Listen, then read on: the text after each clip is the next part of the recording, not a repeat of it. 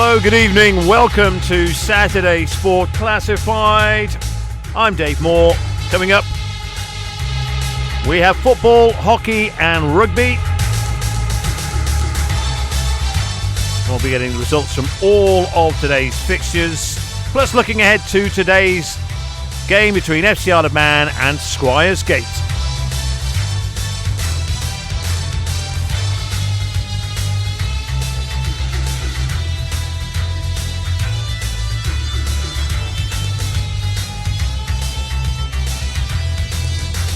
Without further ado, let's start off then with results from today, beginning with the Canada Life Premier League, and it's Douglas High School Old Boys 2, Ramsey 2, Laxey 4, Ayr United 3, Moran 2, Corinthians 0, Peel 3, Douglas Royal 0, Russian United 3, St John's United 0, and St George's 5, Union Mills 3. On to DPS Limited Division 2. Castletown 2, Braddon 5, Colby 2, Ramsey Youth Centre Old Boys 4, Michael United 8, Douglas Athletic 0, St Mary's 3, Douglas and District 0. Canada Life Combination 1. Ayr United 3, Laxey 7, Corinthians 2, Moran 1, Douglas Royal 0, Peel 3, Ramsey 5, Douglas High School Old Boys 0, St John's United 1, Russian United 3. And in DPS Limited Combination 2, Douglas and District 0, St Mary's 3, Maloo 5, Castletown 2, and Ramsey Youth Centre Old Boys 11, Colby 1. Turning to rugby, and in the Regional 2 North West Division, Birkenhead Park 49, Douglas 0. Counties 3, ADM Lancashire Cheshire, Thornton Cleverleys 47, Vagabonds 0. And in the Ravenscroft Manx Trophy, Southern Nomads Whites 36, Ramsey Blues and Western Vikings 22. The game between Eastern Barbarians and Castletown and Ramsey Reds was postponed. On to hockey and the Ladies Premier League. Castletown B 2, Valkyries 2.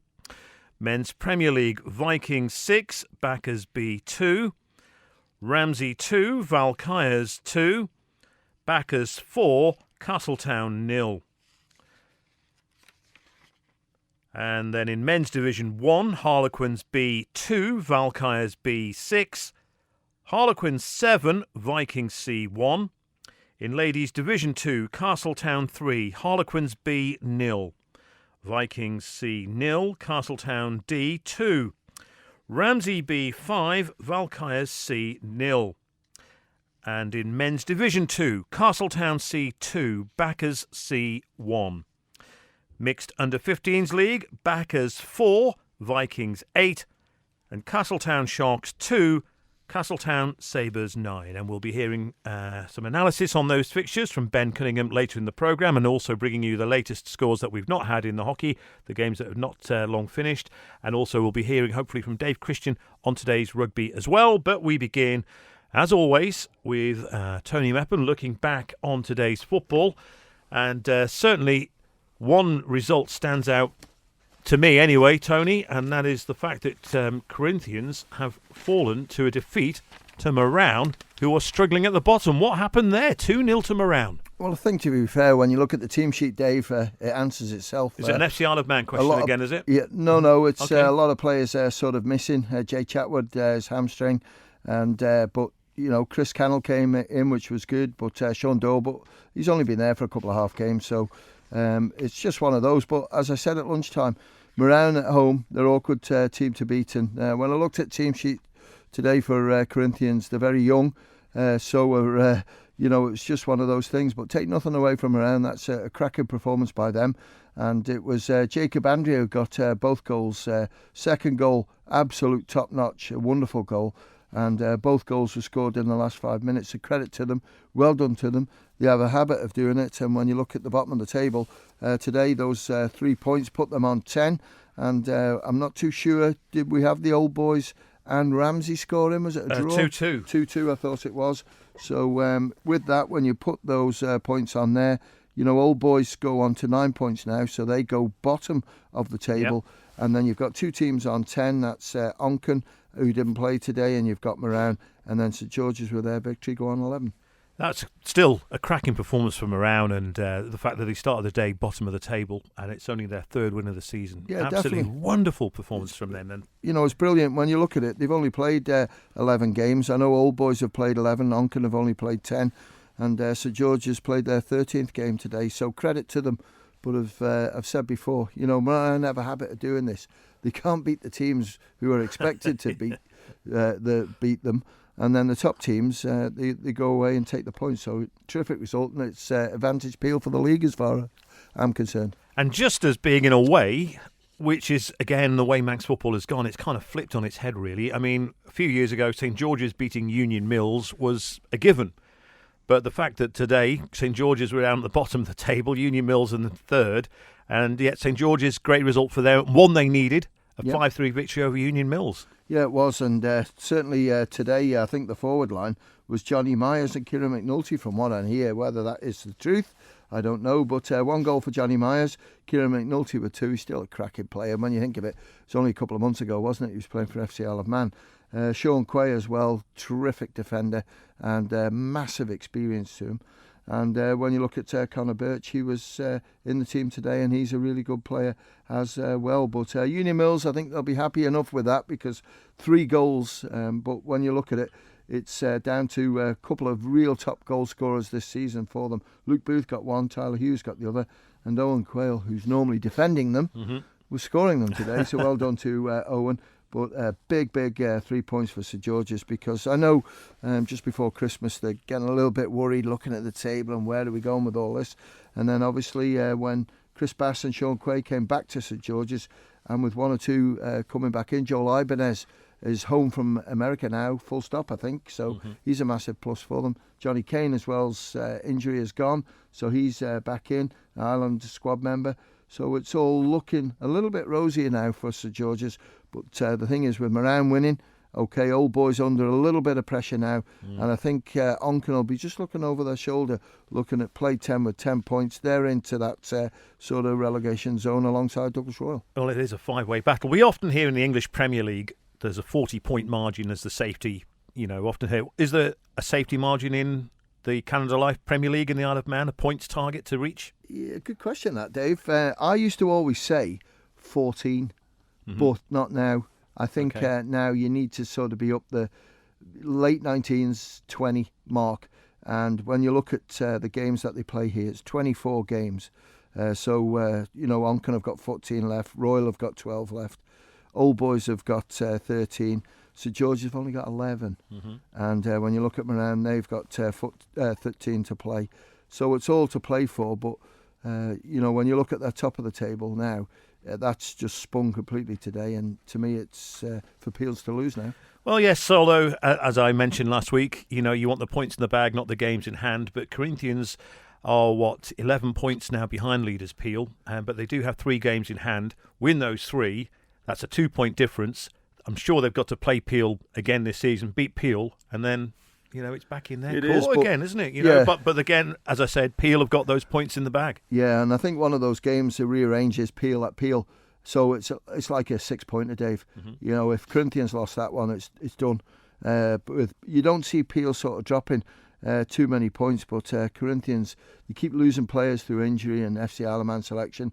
When you look at it over recent times, forget Sean Doyle because he's been injured, but Owen Sherrod's missing now. Phil Kelly's in and out a little bit, and you also look at Ronan McDonald. It really is savage for them, but it is what it is. We wish the players well playing for FC Isle of Man, but it doesn't help Ben Qualter and everybody else trying to pick a team that's there each week. Yeah. What else I was going to say to you? I mean, we've got a 5-way spread there. 2 points covering them. St George's, Douglas Royal, Onken, Moran and Old Boys at the bottom. Oh, that was what I was going to ask. So you were saying, Peel at Peel.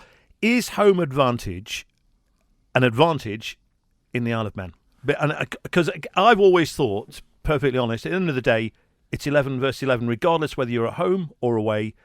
You don't play any better just because you're at home, or do you? It's hard to say. At the end of the day, this is grassroots football, but it's treated like professional football, and that's fine. I think that's the way it should be. But but is there an advantage? It's hard to say. When you look at Peel, Corinthians, playing services are really good.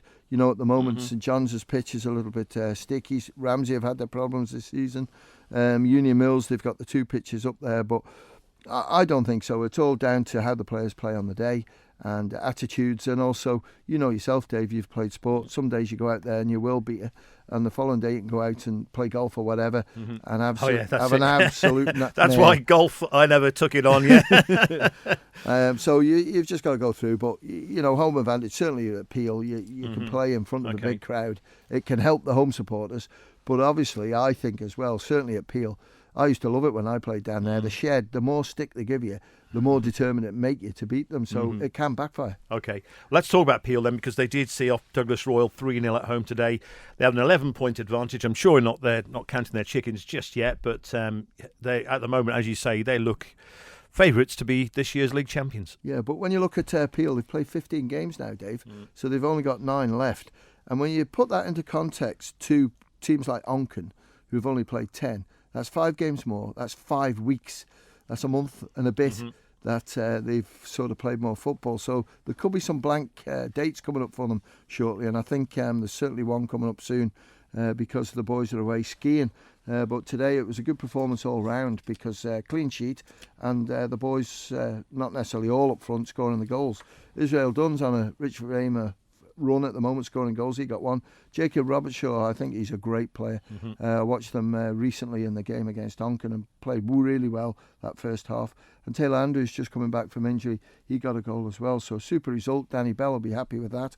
And I'm sure the boys are enjoying a beer tonight, whatever pub they're in. Looking at that league table and showing that Peel have played 15 for 38 and Corinthians have played 12 for 27. And Rushen have gone into 4th at the expense of St John's with a great result at home, 3-0. Yeah, that was a game I covered today, and it all started off really with Christoph Lazaridas, who's a really good young player. He's only slight, but he made his way into the penalty area. He was clipped, no doubt about it. It was a penalty. Andy Lodge got it spot on. Spot was pointed to, and he stepped up to the penalty, put it to the goalkeeper's left-hand side. Goalkeeper went right-hand side. 1-0 it was to Rushen just after, about 5-10 minutes. So the second one, again, I thought it was superb refereeing by Andy Lodge because, again, the forward made his way into the penalty area, again caught, but the ball was played as the player was sort of going down. And it came nicely for Jordan Watterson, who stuck it away. And I thought advantage play, well done to him.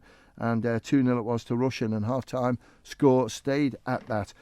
St John's hadn't caused too many problems in that first 45 minutes. Tony Harris probably a couple of times had to make a save. But in the second half, St John's really upped the game. And when you look at Dean Lees and Callum Taggart in there, and also Rothwell, they sort of had a go at Rushen, but defensively, Rushen stood there pretty firm. And again, it was Rothwell who had probably a really good chance to pull one back, but it didn't happen. And then Scott Davies had the best chance for St John's throughout the game, and he was inside the penalty area, open goal, and smashed it right over the top. So that one disappeared. But then substitute Cameron Dudley came on, and then towards the end of the second half, I think it was about 7 or 8 minutes, he scored a really good goal. He finished it well. He put it to the goalkeeper's right-hand side. Goalkeeper couldn't get to it sticks, and 3-0 it finished, and Rushen are flying. That's 4 wins out of 4. Well done to them. And Rushen, traditionally one of the better supported teams in the island. Was there a crowd there today? I thought it was a little bit light in numbers, to be fair. Certainly start the game, there wasn't many there. A few late arrivals came in there, but no. I think it's a bit like Peel. 2 of the best supported sides in Manx football, because both of them Rushen have struggled more this year than Peel. Last year it was Peel who struggled more than Rushen. But hopefully the fans will start coming back in, and the weather, the nights are getting lighter, the weather gets better, and hopefully on a Saturday it's nice and sunny and they'll come down and watch. We mentioned Old Boys before against Ramsey. A terrific result really for Old Boys. They have actually slipped to the bottom, but a terrific point at home to Ramsey, and every point counts when, especially when there's just a 2-point spread across 5 teams at the bottom. You got St George's on 11, And then Old Boys, then St George's in 9th. Old Boys are now 13th on 9. So a cracking point at home for Old Boys against Ramsey. Yeah, it was, and it goes down to, again, it's just determination because, Douglas High School Old Boys don't want to be relegated, and unfortunately for them, squad being depleted a little bit, but younger players have come in and they've slotted in quite well, and today haven't got the goal scorers.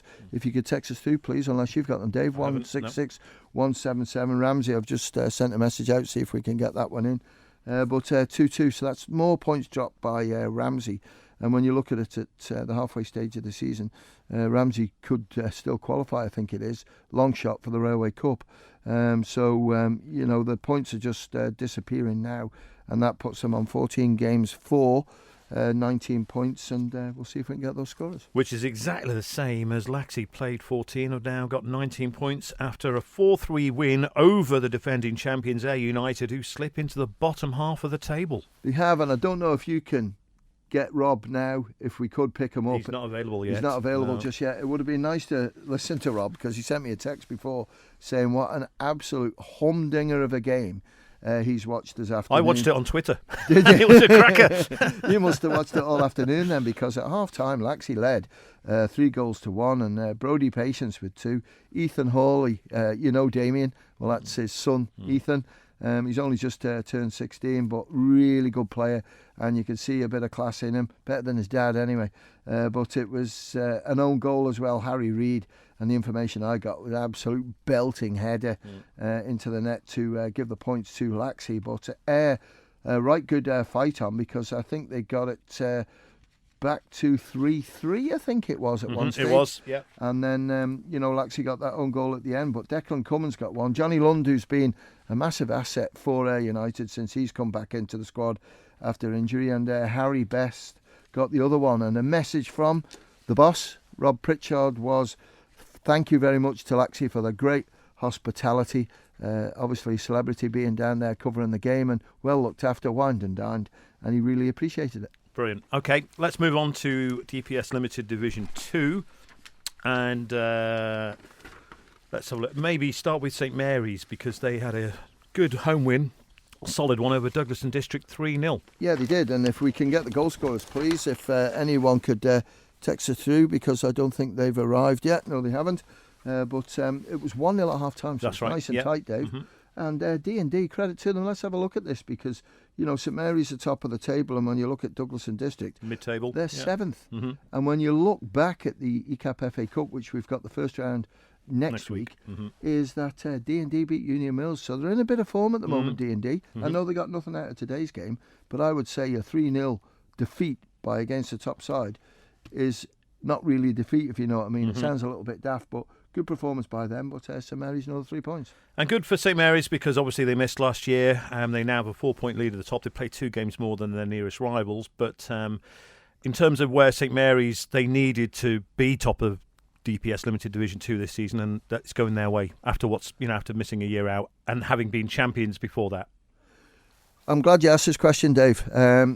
Absolute credit to them, and a credit to the clubs, to be fair, because when St Mary's reapplied to come into the league, there was just total support across the board by fellow clubs to include St Mary's in the fixtures this year.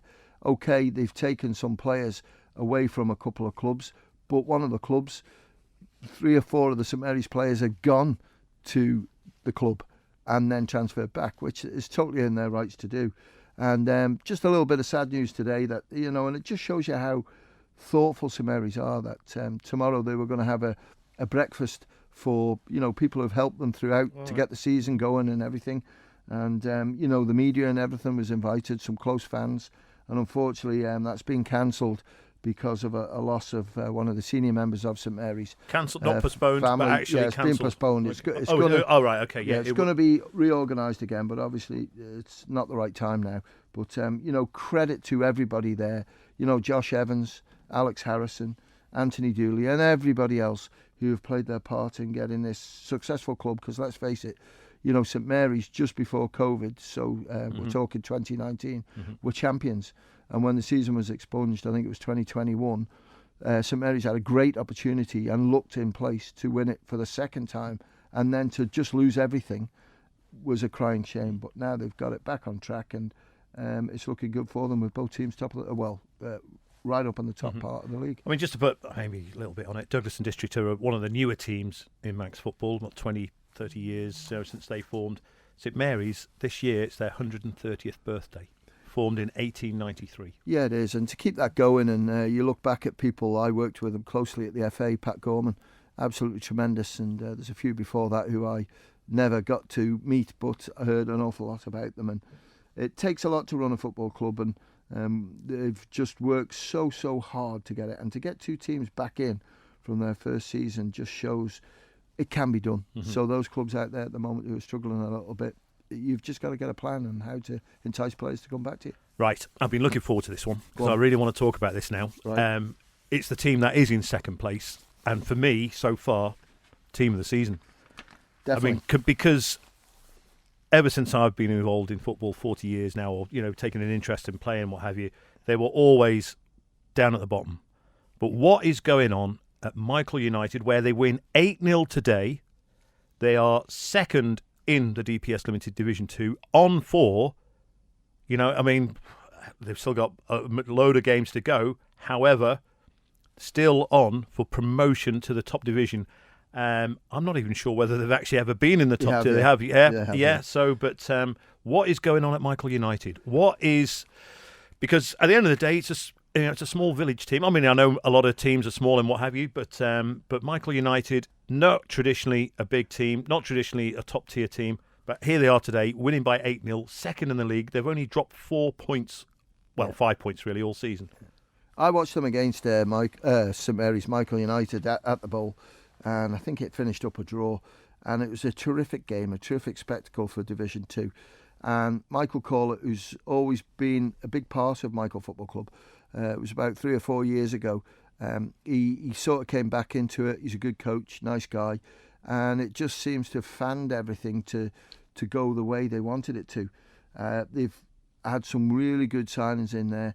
Have they brought in from other clubs then, yeah? Yes and no. They're not household names. And also, Michael United are not a team that have youngsters development, to my knowledge anyway. There's never, it's rare you see them with a youth team, etc.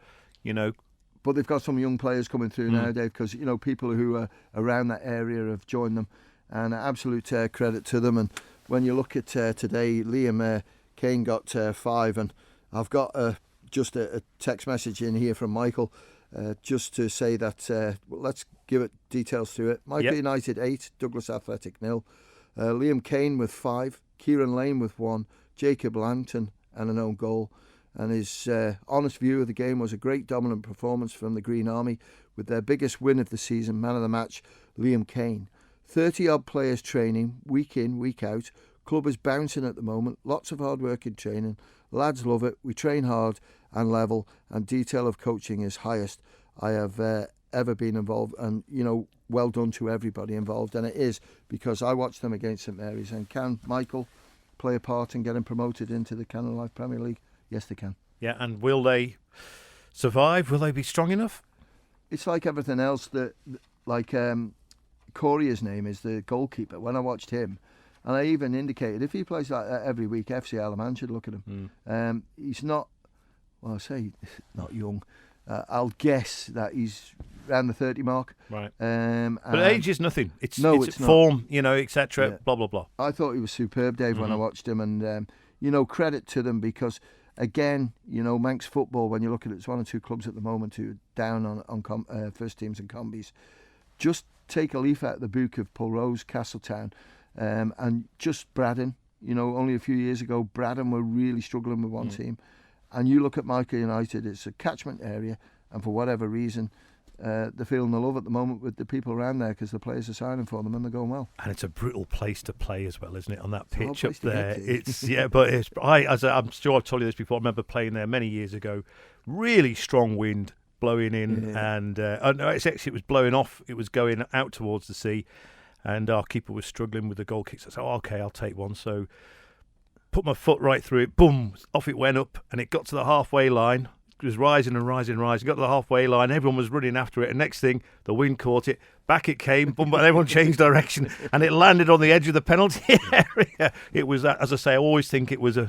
So to get lads to want to play up there, in those Siberian conditions, it's great. It's well done to the club, and we wish them every success. Definitely, absolutely. Okay, yes, Braddon, they keep the pressure on though, still in third place, a 5-2 win away at Castletown. Yeah, that's a huge result for Braddon. Is. And unfortunately for them, when they lost, was it last week, the week before, it's cost them dearly. But today, I think that's a bit of a bonus 3 points for them. The only problem is, Castletown has still got 3 games in hand on Braddon, and Braddon now have gone ahead of Castletown in the league, but that's a huge shock. That's on par with Moran and Corinthians. That Rob Tier, Nathan Cardy were the goal scorers for Castletown, but for Braddon, person that I spotted when I watched him against St Mary's, Joe Burrows. I'd like to see him develop. I think he's a really good player. He got 2. Callum Holden's been scoring goals. Nick Harvey, we know what he's capable of, and again, he's got his name on the score sheet today. And Reece Lake got the other one. So super result. Tight at half time, Dave, 1-1. Mm-hmm. So we had 4 or 5 goals in the second half, but no doubt about it. That's a statement from Braddon. We're back on track, and next week they've got no game because they've still got an outstanding cup game to play, which hopefully will be the week after, against Ramsey or Corinthians. Okay, and Ramsey Youth Centre Old Boys still in with a slight chance of promotion thanks to their 4-2 win at Colby. Yeah, they have, and it was 3-1 at half time. Speaking to Dickie Gale before, Ramsey Youth Centre deserved it. Damien Wood with 2 goals. Jamie Brew got 1, and Corey Cassidy got the other one. Once again on the score sheet, Jordan Edge for Colby, and Dave Thomas got the other one. And unlucky Ollie, I'll have me bacon sandwich on Monday from you, thank you, because you lost the bet. Unfortunately, the game between Foxdale and Governors was postponed. Let's rattle through because we'll be going down to Rob Pritchard very soon for FC Isle of Man to get some team lineups. Let's go into Canada Live Combination 1. And Russian United still top of the table, a 3-1 win at St John's. Yeah, the information we had through that it might be 2-0 down. It's, about 20 minutes from the end, but certainly today Russian had to work hard for this one because St John's led at half-time 1-0. Russian's goal scorer was Joe Reid, got 2, 1 from the penalty spot. Andrew Hughes got the other one. Josh Todiver, I think it is, got sent off just before half-time for Russian. So Russian played all the second half with 10 players. But St John's couldn't get any more goals. Haven't got their scorer, but it finished up league leaders. Russian 3, St John's 1. And Ramsey beat Old Boys 5-0. Yeah, that's a good result for Ramsey there. And it was goals by, if I've got it here somewhere, combination 1 is Anthony Bale got 2. Tom Hall got 2 goals, and Ashley Scott got 1 from the penalty spot. 2-0 at half-time, 5-0 result. And Peel won 3-0 away at Douglas Royal. Yeah, and with Peel on that one, it was going to be a good battle this because Douglas Royal have got a reasonable team on their days when they're all available. But Ryan Higgins got 1, Joe Krukow got a goal, and Will Brown got the other one. So that keeps Peel in touch at the top of the table with Russian, but Peel are just looking for Russian to drop some points somewhere. They need a defeat or maybe 2 to get them a little bit closer. A close game at Ballafletcher. Corinthians just seeing off Moran 2-1. Yeah, it was, and it was Nigel Moody still chipping away. He got 1, and an own goal. Haven't got Moran's goal scorer. And finally, 10 goals up north as Laxey beat Ayr United 7-3 away. Yeah, that's the only information I've got. So if you could text us through, please, 166 177 Ayr or Laxey, and we'll give the guys a mention. But that's a great result for Laxey. Okay, going on to DPS Limited combination. St Mary's with a 3-0 win at Douglas and District. Yeah, 2-0 up at half-time. Rob McGinn got one of the goals. Kieran Smith got 1. And Paddy Cooper in the combination today got the 3rd one. So keep St Mary's in touch with Ramsey Youth Centre, and they'll just keep chipping away. I know Dean Kinley scored 4 for Maloo as they beat Castletown 5-2. And 5-2 in the Southern Derby. Yeah, Ong Kamada, that's Jack's younger brother. He got a goal for Castletown. He's been playing in goal for a couple of games recently, but Kyle Watson got the other one. A big win for Ramsey Youth Centre and Old Boys, 11-1 over Colby. Huge, and when you look at that combination too, Dave, Ramsey Youth Centre are having a right good go, aren't they? Because they're top of the table. And with Ramsey Youth Centre now going on 30 points, you've got Malou on there 29 and St Mary's on 28. What a battle is appearing there. And then fourth spot have only got 18. But today for Ramsey Youth Centre, we were 5-1 up at half time. Jack Thornham got the goal for Colby from the penalty spot. But even Johnston was the star of the show. He got 5. Sean Macon got 1. Aaron Broad, Ryan Quiggs, Matty Boyd, Adrian Scarbuca and Joseph Delaney got the other one. So terrific result there for Ramsey Youth Centre. And we don't have a result for Jims against Pulrose? We've got Jims and Pulrose. Great. And Evergreen, David Priestnell, he bagged 2 for Pulley. JP Joyce got the first one and Wes Gibson got the other. So what was the score? 4-0. 4-0 to Pulrose. Yep. Okay, let's it's now just gone 5:30. We're half an hour away. Don't go away just yet though, Tony, because we're going to go down to Rob Pritchard at the Bowl and see if we can get some latest team news for FC Isle of Man, who take on Squiresgate this evening. Good evening, Rob Pritchard. Good evening, Dave. Thanks very much. Yes, under the floodlights at the Bowl, where two teams looking for vital points will face off in just under half an hour's time. FC Isle of Man, on the back of 3 straight defeats at the start of 2023, face fellow NWCFL Premier Division strugglers Squiresgate from 6 o'clock tonight. We'll first off bring you the starting 11s for both sides, starting with the home side, FC Isle of Man, with a couple of names in particular that might stand out. In goal, it's number 1, Ben Wilkinson, and then it's number 2, Carl Clark, number 3, Owen Sherrod, number 4, Ryan Burns, number 5, Alex Maitland, number 6, Ronan McDonnell, number 7, Steve Whitley, number 8 and the captain, Frank Jones, number 9, Sean Doyle, number 10, Tiernan Garvey, and number 11 is Jacob Crook. The substitutes for FC Isle of Man: number 12, Tom Creer, number 14, Jack McVeigh, number 15, Carl Watson, number 16, Phil Kelly, and number 17 is Michael Williams. And for the visitors from Blackpool, Squiresgate, in goal, it's number 1, Nathan Pennington. And then it's number 2, Daniel Gray. Number 3, Ryan Riley. Number 4, and the captain, Rowan Chambers. Number 5, Alex Welsh. Number 6, Nathan Bartram Conway. Number 7, Ryan Moore. Number 8, James Boyd. Number 9, Theodore Ball. Number 10, Nathan Cliff.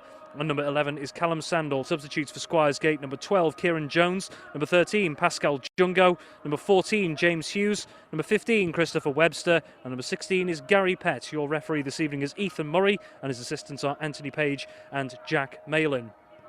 Well, these two sides have some rather unwanted records over the last 6 games. FC Isle of Man in particular, they currently have, over the last 6 games, the worst record in the NWCFL Premier Division. 1 win and then 5 defeats. But Squiresgate, they don't fare too much better. 1 win, 1 draw and 4 defeats.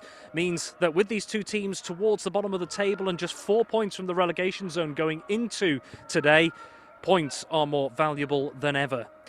Squiresgate, though, they will have been boosted by their cup performance in midweek, and that was against second place side in the league, Wythenshawe Town. Squiresgate 3-1 winners away at Wythenshawe Town at Eric Stand Park, so that is no doubt going to boost confidence going into this one.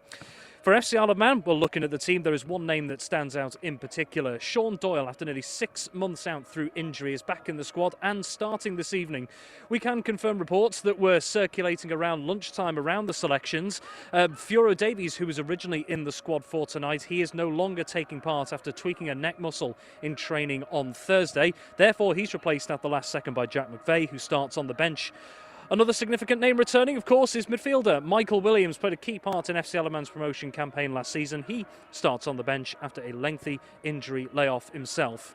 So just how will these two teams approach this game? Will they go hell for leather looking for the 3 points, or will we expect a cagey affair with neither side at this stage not really able to afford to lose any more ground on the teams around them? FC Isle of Man versus Squiresgate, kick-off at 6 p.m. We'll have full live match commentary on Manx Radio AM 1368 and digital from that time. Excellent. Thank you, Rob Pritchard. Looking ahead to FC Isle of Man this evening, taking on Squiresgate. You'll be hearing live commentary, as Rob said, from 6 o'clock. However, I need to speak to Tony Meppen because tomorrow, big game in the Isle of Man, the Canada Life Floodlit Cup for women. Last week I said it would be Douglas Royal against Corinthians. However, it's not. It's Peel against Corinthians. I noticed you didn't answer my text, Dave, because we had... do you know, sometimes I get a text and I'm just too busy to answer that. But, no, I think the way it went, okay, the Onken Corinthians game was, Corinthians just a little bit ruthless, if you like. To be honest, I think Onken just too many mistakes and they were punished for them. Yeah. That was it. When I just watching as a fan, I was just too many times they were trying to play out the back, and Corinthians are too good a team for them to play against. They should really... I know we don't want to see the ball getting hoofed as much, but unfortunately I just thought maybe Onken should have been getting the ball out of their half as much as they can. But Corinthians were just ruthless. Yeah, they've got some strong players in there, Corinthians. But the thing is with Onken, they're young. And their heads dropped. Yeah, they're young, Dave, so they're going to bounce back from that. But when you look at the other one, Douglas Royal and Peel, Peel were on it big time. Peel, that first half performance, I mean, I've not watched a great deal of women's football. For me, that was the best performance I've seen by any women's side on the Isle of Man. Yeah, and they played brilliantly. They played the ball with precision, enthusiasm. That worked. They were, it was. If you could have watched it as a video, it's absolutely fantastic. The work rate, everything, talking to each other. The girls were absolutely brilliant. And as I say, that's for me the best performance I've seen from any girls' team ever. Yeah, and that's what happens because, I don't want to put any pressure on them, but we're in the Island Games, men and women, and I think the women can win gold because the young girls that are there are quality. The experience of people like Becky Corkish, Elna Gorn, you've got others in there as well who've got so much to offer to support them young players, and I just think it looks really good, Dave. That first week of July when they go is going to be an awesome trip for them, and I just think tomorrow is set up for a really good cup final. I really think it would be. Yeah, if anyone's at a loose end tomorrow, 2:45 kick-off down at the Bowl, you'll see a cracking because they're two best teams. Douglas Royal went into that game in form, and they were looking strong lately, but Peel just took them apart, and you could see some of the Royal players got frustrated, the way it went, because I think they, as I did, I thought they were in with a chance, but Peel 4-0 up at half-time, absolutely terrific, and like Lucy Barnett, Leah Clegg, young girls like that, amongst the experienced ones you just mentioned as well. And again, you've got the Corinthian side with young players as well, Stevie Mallon, Emily Rawlins, Erin Sells, and I don't know if Shannon Groves is going to be back. Shannon's not there, she's away. Still away, so that will be a big loss for Corinthians. So tomorrow, that is a game you just cannot call. You can't, and I just wonder what Rory Mooney and Dom Dawson are going to do with that, because do they play Casey at the back, Casey Halsall, or do they leave her in midfield, because Casey's been in rich vein of form in front of goal lately, but Shannon's a big loss at the back, and that's why it's up to them too what they discuss it, but do you go for it or do you defend? But terrific game set up, and Dave, you were there last night. I've got to ask you, at the women's meeting. I wanted to bring this up because the one thing I've been wanting to speak to you for ages about actually is coaching and things like, and I'm going to put that on the back burner because there was a meeting last night. We've only got a couple of minutes really to talk about this when it needs a lot more than 2 minutes on Manx Radio to talk about it. But there was all sorts of discussions whether women's football will be played in the summer, whether it should be played in the winter, etc., to try and encourage more girls, women, to play football in the Isle of Man. I mean, we're now looking at 6 teams. Possibly next season, the way things are going, it could only be 5 teams. Yeah. Well, last night the meeting finished, just before 10, and then we had another meeting after that, and it was nigh on 11 o'clock before we made our way home and taken on board. We've done a little bit of work on it again this morning.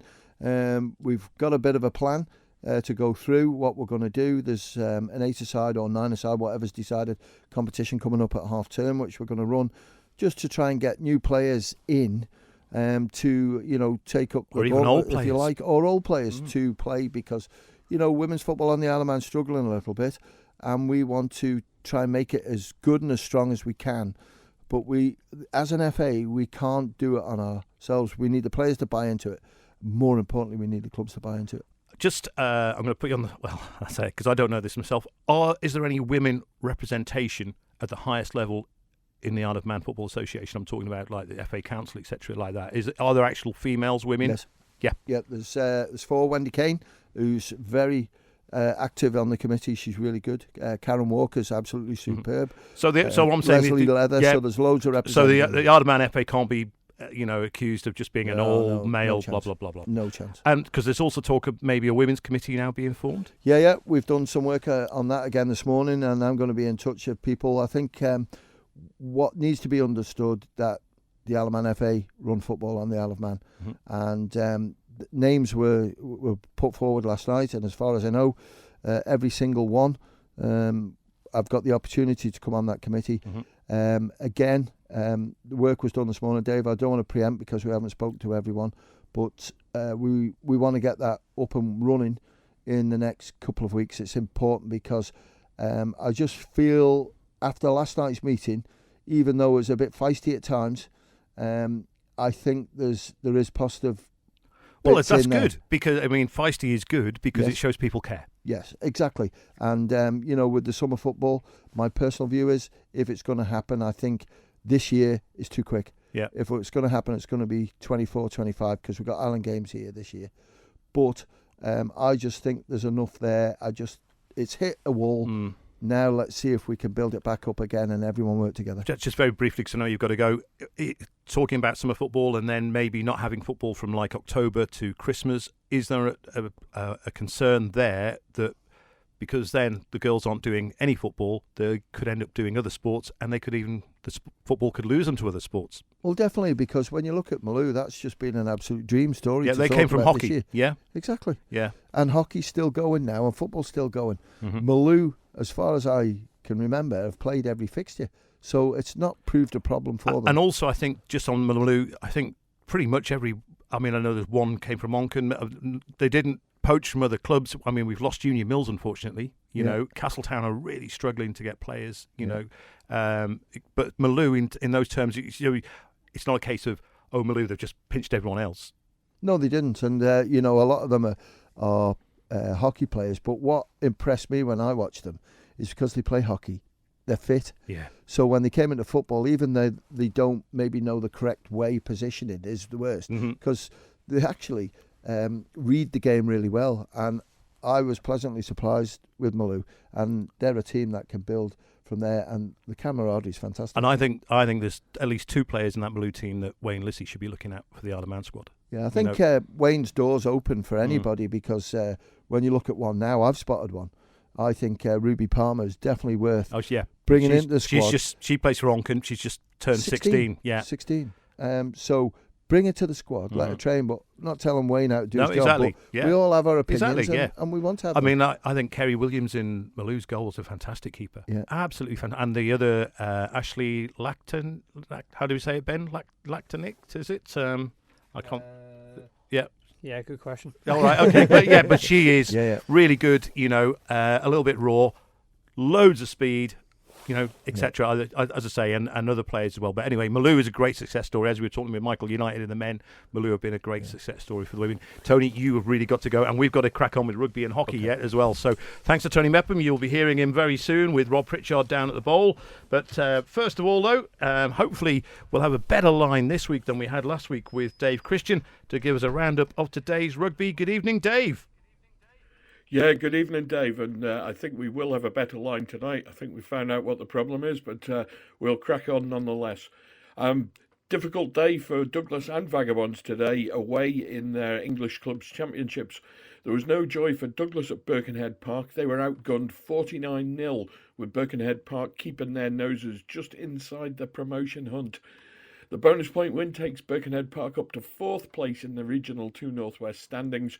Douglas, however, dropped to 9th after close rivals Winnington Park picked up some points in their game against Vale of Loon. Douglas now have the luxury of a week off before high-flying Bowden visit Portachee on the 11th of February. There was a similar story for Vagabonds away at Thornton Cleveley this afternoon when they went down 47-0 in Counties 3, ADM, Lancashire and Cheshire. Vagabonds now occupy bottom spot in the standings and are 6 points adrift after fellow strugglers Bury and Port Sunlight both picked up bonus points. Vagabonds have just 4 matches left to play.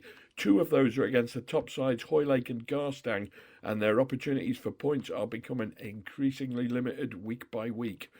Fingers crossed for Vagabonds, a big job ahead if they're going to avoid relegation. In the Ravenscroft Manx Trophy, there was just one game today down at Ballakillia Park. The fixture at Portishead with Eastern Barbarians, Ramsey Reds and Castletown has been postponed. That'll be played next Saturday. The game we were at, and we covered it for Saturday Live, was Southern Nomads Whites against Ramsey's Blues and Western Vikings. Nomads opened their account with a 36-22 win. It was their first game in the Manx Trophy. And they opened up strongly. Tries from Kieran Madrell, Finn McGregor, Sam Kenyuk and Mike Evans, plus a Mark Young conversion, saw them go into a 22-0 lead after just 20 minutes. Sam Tarpey and Brandon Atchison both crossed for Ramsey, and after Atchison converted his own try with the last kick of the first half, the Nomads' lead was just 22 points to 12. Early in the second half, Nomads scored again. Harry Curran try, converted by Mark Young, extended the lead. Ramsey hit back though with Richmond double, and with 5 to play, Nomads led 29-22, just 7 points in the match.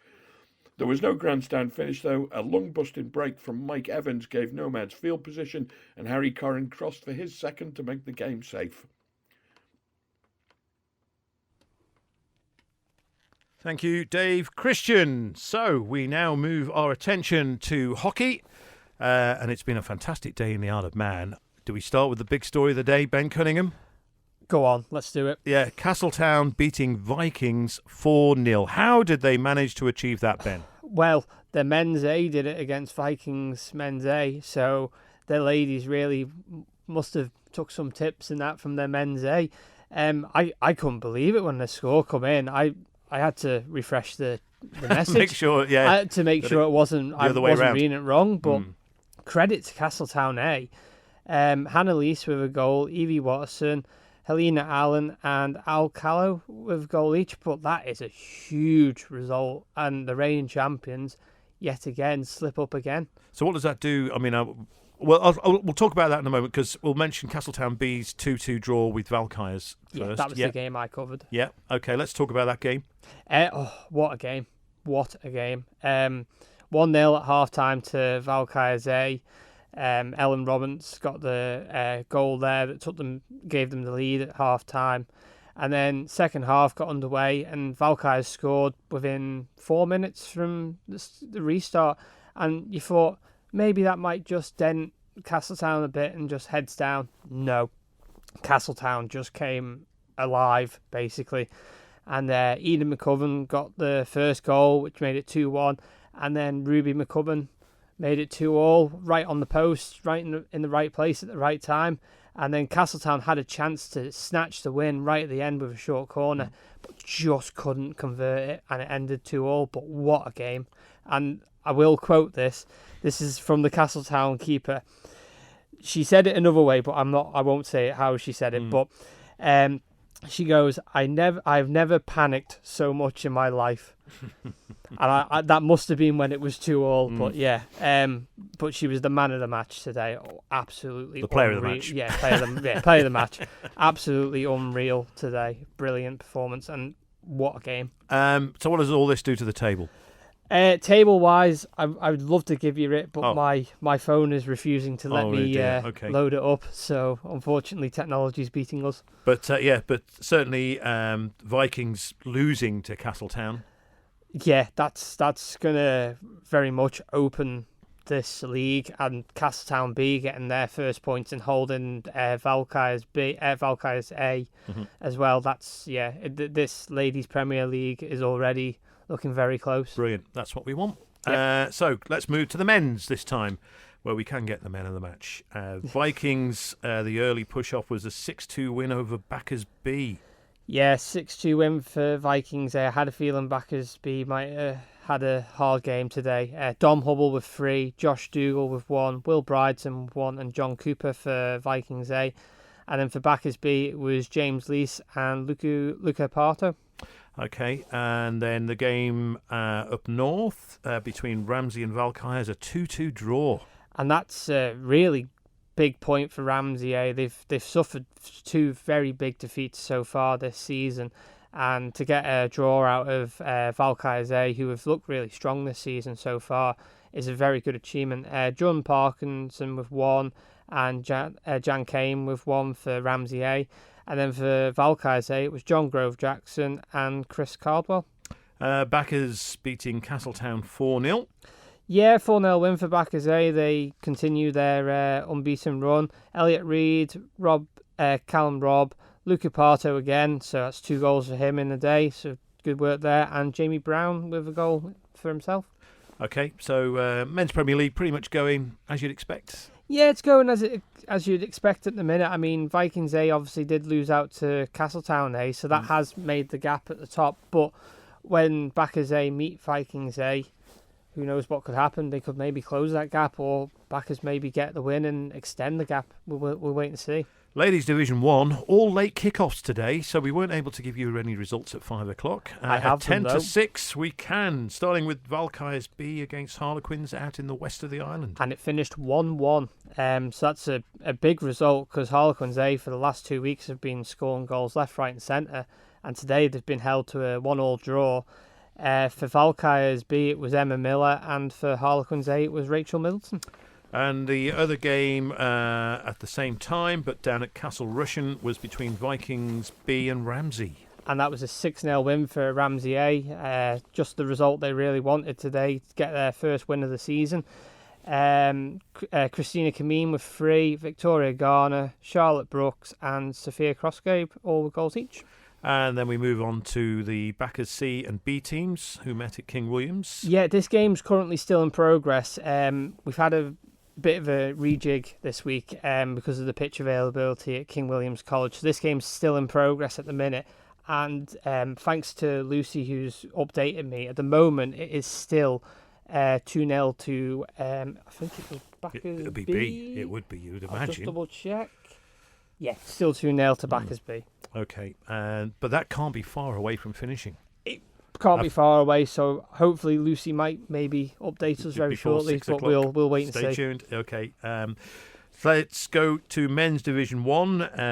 They'll all be showered and changed after this one. They started off at 11 this morning. So Valkyries B with a 6-2 victory over Harlequins B out at Peel. Yeah, this was an end-to-end game. I mean, both texts from both team captains have said what an end-to-end game. The scoreline really doesn't say what the game, like how close the game was.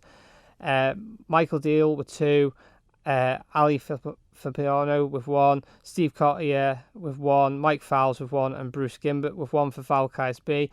And then for Harlequins B, it was Oren Blakemore and Peter Norton. And also Harlequins A team finding the net 7 times against Vikings C. Yeah, I umpired this game, and Harlequins were really, really strong with their passing today. You know, credit to them. And Vikings gave them a run for their money, but Harlequins were just that stronger today. Ronan Santanatolio with 3, Oren Blakemore with 2, Matty Carey with 1, and Corey Corkill with 1 for Harlequins A. And then for Vikings C, it was Richie Gelder. Let's move on then to Ladies Division 2. Castletown C seeing off Harlequins B 3-0. Yeah, Caitlin Gubbins with 2 and Kira Cooper with 1, and that's a nice 3-0 victory for Castletown C. And their D team were also triumphant 2-0 against Viking C. Yeah, Case, we were trying to pronounce the last name before. I don't know, are we going to have another attempt? Is it Ashley?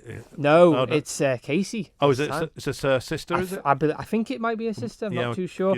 Yeah. But yeah, Casey with a goal and Jenna Gelling with a goal for Castletown D. And that makes that league really interesting because the two Castletown teams are pretty much neck and neck. Mm-hmm.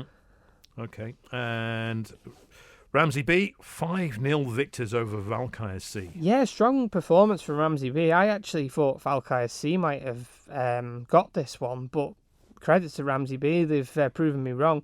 Becky Weirman with 3, Lee Gell with 1, and Kiri Crane with 1 goal for Ramsey. Okay, time's a little bit against us. Men's Division 2, Castletown C 2, Backers C 1. Yeah, Daniel Cross and Paul Bolt with a goal each for Castletown, and Christian Davis with the goal for Backers C. Backers Colts against Ramsey B. How did that finish? 3-2 to Ramsey B. Kyle Crane with 1 and Dan Stevenson for 2. for Ramsey B, and Doug Quayle and Dave Partons with goals each for Backers Colts. And we have a minute to squeeze in the mixed under-15s league. Vikings with an 8-4 win against Backers. Alex Stewart with 3 and Nicole Aston Byrne with 1 for Backers. And for Vikings, it was Jacob Harden, Josh Knight with 4, Ollie Nandu with 2, and Morgan Bridewell with 1 goal. And at Castletown, the Sabres saw off the Sharks 9-2. For Sharks, it was Casper Ground and Millie Shaw. And for Sabres, it was Robbie Vaughan with 6, Bree Colster with 1, and Ozen Dunn with 2. And finally, Ramsey Rogues and Rascals against Harlequins. 4-0 win for Harlequins. Caleb Blakemore with 1, Jerry Wright with 1, Molly Swales with 1, and Killian Downey with 1. Excellent. And we've not had a full time through yet, have we? We've not had a full time through, but I will just give this a quick shout out. Big thank you to all the captains and that today. All the scores coming in on time, and lots of praise for all the umpires. And yeah, it's great to see.